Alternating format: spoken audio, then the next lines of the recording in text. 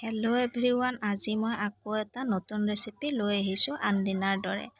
মাছৰ মাথাখিনি আজি এনেদৰে বনাম। আপোনালোকে খায়নে বাৰু এনেদৰে জ্বলা জাল দি পেলাই? মই কিন্তু বহুত ভাল পাওঁ আৰু এওঁলোকৰ ফেমিলিত বহুত প্ৰিয় এইখন গ্ৰেভি চব্জি।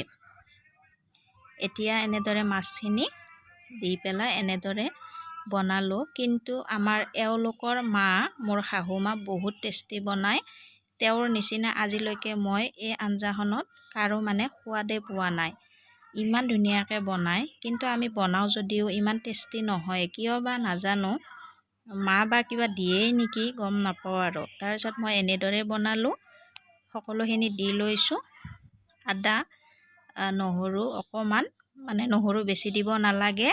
তাৰপিছত জলকীয়া, এনেদৰে বনাই মাছখিনি ভাজি থোৱা মাথাটো এনেদৰে ভাঙি ভাঙি দিব লাগে।